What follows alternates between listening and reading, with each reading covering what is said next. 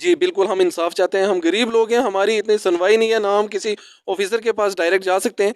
तो प्लीज़ इसलिए हमने आपको बुलाया है कि आपके ज़रिए से हमारी ये बात एडमिनिस्ट्रेशन तक पहुँचे और इन बंदों के ऊपर। आदाब दोस्तों, आप देख रहे हैं जो न्यूज़ अपडेट में हूं आपके साथ शफीक। आज मैं मौजूद हूं नगरोटा पलमा के बीच में।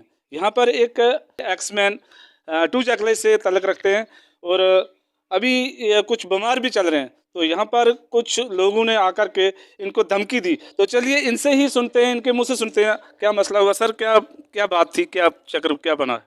सर 1 साल पहले मैं ननिहाल में गया हुआ था। वापस आते समय मुझे एक भैंस की ज़रूरत थी, मैंने वो खरीदी। बंदे ने बोला कि मैं मुलाजिम हूँ, फौजी कैप्टन रिटायर हूँ, अमीन उसका नाम है, पिन्नी जमोला का रहने वाला है। भैंस की कीमत हुई, मैं कीमत अदा करके मौके पर नकद पैसे उसको दे के लाई। शाम का टाइम था, मैं अच्छे तरीके से उसको देख ना पाया।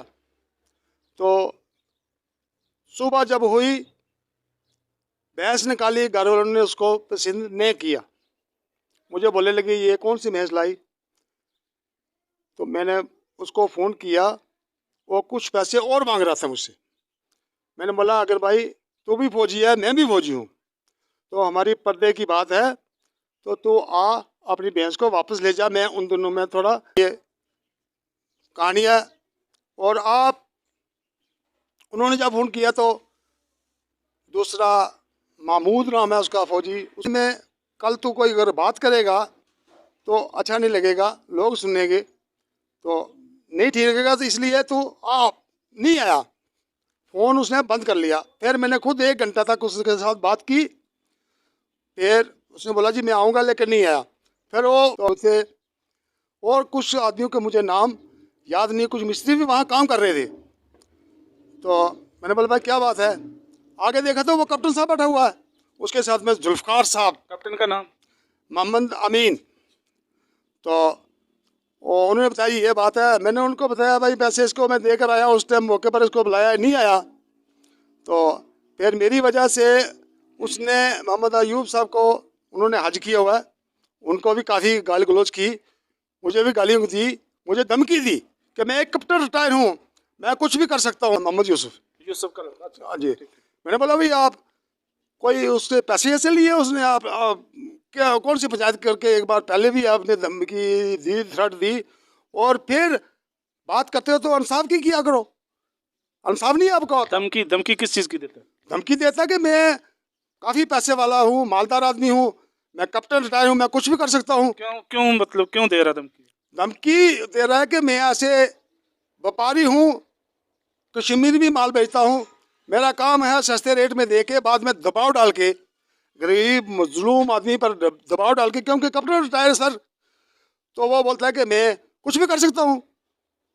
तो इसलिए लिहाजा मुझे डर है, मेरे ननिहाल है, वहाँ मेरा आना जाना है। तो वो बंदा मुझे बार बार थ्रेट देता है। इस हालत में मैं खड़ा होकर के बात भी नहीं कर सकता, लेकिन वो मुझे बार बार परेशान करता है। सर सौदा हुआ था 30,000 का, और फिर नहीं उसने तो 45,000 रुपया मैंने उसको कैश दिया। 45 दे दिया? दे दिया कैश मौके पर दे के। और मांगता है अभी? और मांगता है, और कितना मांगता है? और मांगता है 20,000 रुपया। 20 और मांगता है? 20 और मांगता है। तो बड़ी आजीजी की कि भाई तू पैर से करता है तो अच्छी बातें की। अगर ये अकबर, मजाहिद हुसैन यानी चंद आदमी और ना होते वहाँ, तो उन्होंने मुझे कल ही मारना था। फिर मुझे धमकी दी। और ये सब लोग जानते हैं, उधर मिस्त्री भी काम लगे हुए थे, जो जिस दुकान में नुकसान हुआ है, और उनके सामने तो वो बहुत बड़ा आदमी है, पैसे वाला आदमी है, वो किसी को पैसे दे के या खुद भी मरवा सकता है। तो दूसरे साहिबान एक और है मेरे साथ बैठे हैं। सर आपका नाम? नबीन साहब, आप बताएं क्या मसला? सर भाई ला के इनको घर में छोड़ा, फिर मैं दोबारा गया। वो यहाँ पे आके 10 बंदे इकट्ठे करके डेली थ्रेटें देता है, और फिर बोलता है कि जो पुलिस वाले हैं वो मेरी जेब में है। मुझे कोई पुलिस वाला क्या करेगा, मेरे पास पैसा ही बहुत है, गवर्नमेंट ने मुझे कैप्टन का ओहदा दिया हुआ है, आर्मी से रिटायर्ड हूँ मैं, और ऑन सर्विस अभी दोबारा से वो जॉब कर रहा है। मुझे किसी चीज़ का डर नहीं है, और ना ही मुझे किसी का कुछ लेना है देना है। ये जो आप जैसे लोग हैं, ये तो दिन में ऐसे ही मैं मार देता हूँ इनको, कोई मुझे परेशानी नहीं है इस बात की। वो बोलता है? हाँ जी, उसने घर में आके थ्रेट दी है, इतना धमकाया उसने। एक बंदा पैरालाइज अटैक है, जिसकी ये कंडीशन है, जो उठ नहीं सकता है, चल नहीं सकता है। और जान की धमकी देता है। डेली जी, डेली फ़ोन करके, पहले तो फ़ोन पे थ्रेटें देता रहा, फिर लाइव आके उसने घर में आके गाली गलौज की है। अगर मैं घर में होता तो पता नहीं उसने क्या करना था। मैं घर में नहीं था। अकेले बंदे को देख के, ना ही हमारे घर में कोई, मेरे मामा भी साथ में गए हुए थे, छोटा भाई। घर वालों को डराता है। बिल्कुल जी, धमकियाँ देता है। डराता क्या है, वो आता है यहाँ पे झगड़ा करने के लिए, और बंदों को भी साथ लगता है। कितने बंदे लाता है? 3-3 4-4 बंदे जी, गाड़ी लेकर आता है। वो बोलता है मेरे पास पैसे हैं, मैं कुछ भी कर सकता हूँ। तो जब मैंने उनको बोला यार अब ये हुकूमत है, कोई कानून है, तो वो बोलता है कानून क्या के लिए है? जब पैसा का बताया तो फिर 45, टोटल 45,000 रुपया गया, तो अभी उसको क्या चाहिए? सर अभी बोलता मैंने और लेने। मैंने जब उसको बोला सर इतने पैसे आपको किस चीज़ के चाहिए, बोलते हैं वही जो दी थी वो तो हम लेके छोड़ेंगे, हम ऐसे छोड़ेंगे नहीं। मैंने कहा जनाब आपको दे दिए एक बार पैसे। बोलता नहीं जी, ये तो मैंने लेने, ये ज़बरदस्ती भी हम निकाल लेंगे, ये हमारा हक है, हम लेके छोड़ेंगे। ये तो हमें किसी से अगर आपके ऊपर और भी दबाव डलवाना हुआ तब भी हम लेके छोड़ेंगे। तो वो तो डेली आके धमकी देते हैं हमें। किसी बंदे को साथ में लाते हैं, वो भी उनको कहता है कि नहीं आपको देने पड़ेंगे। जो साथ में उधर कचहरी में बैठे होते हैं पंचायत में, वो भी बोलते हैं आपको देने। मतलब एक शरीफ आदमी को देखकर सारे आदमी, पूरा ख़ानदान एक बंदे को दबा रहा है। तो लिहाजा मेरी एडमिनिस्ट्रेशन से ये रिक्वेस्ट है, SHO साहब से। मैंने सुना है कि वो बड़े इंसाफ परस्त हैं, तो SSP मोहम्मद असलम साहब हैं। प्लीज़ ये रिक्वेस्ट है मेरी कि ऐसे जो 2 नंबर काम करने वाले बंदे हैं, वो व्यापारी हैं। हाँ जी, बहुत बड़ा व्यापार करते हैं, वो माल का व्यापार करते हैं, और पता नहीं कौन कौन से वो बोलता है मैंने फ़ौज में भी बहुत बड़े गैंगस्टर के काम किए, मुझे कोई कुछ नहीं कर सकता है। तो इनके ऊपर कार्रवाई की जाए, इनकी छानबीन की जाए, इनका एक इंक्वायरी बिठाई जाए इनके ऊपर कि इतनी दौलत इन्होंने कहाँ से लाई है, जो ये गरीब आदमी को ऊपर मारने के लिए। प्रॉपर्टी चेक होनी चाहिए। प्रॉपर्टी इनकी चेक होनी चाहिए, इनके बैंक बैलेंस चेक होने चाहिए। इतना पैसा अगर इनके पास है तो ये क्या किसी भी गरीब को मार दे। 2 नंबरी का पैसा।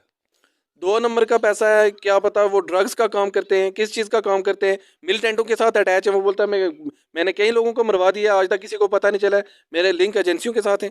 तो हमें क्या पता है वो बंदा क्या करता है। फ़ौज से, मेरे आर्मी का ट्रेनिंग शुदा आदमी हूँ, मैं दिन को उधर होता हूँ, रात को इधर होता हूँ, किसी को पता नहीं चलता है।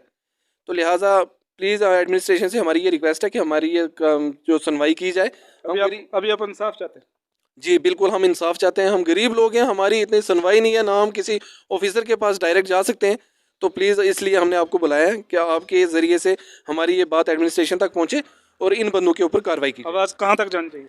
ये LG मनोज सिन्हा तक जानी चाहिए, जो हमारे इस टाइम UT J&K पे ऊपर बैठे हुए हैं। LG साहब हैं, और रविंदर रैना जी हैं, हमारे DC साहब हैं, विकास कुंडल जी बहुत अच्छे हैं। तो ये प्लीज़ उनसे ये रिक्वेस्ट है, आपके ज़रिए से हम ये बात उन तक पहुँचाना चाहते हैं कि उन तक ये बात पहुँचे और हमारे साथ इंसाफ किया जाए। ऐसे धमकी देने वालों को रोक लगनी चाहिए। बिल्कुल, इनके ऊपर रोक लगनी चाहिए इनको, और इनके ऊपर कार्रवाई होनी चाहिए। एक स्पेशल इंक्वायरी टीम बिठानी चाहिए कि ऐसे लोग गरीब लोगों को क्यों तंग करते हैं। शुक्रिया। तो ये बहुत गरीब आदमी, ये बड़ी मुश्किल से अपना गुजारा चलता है।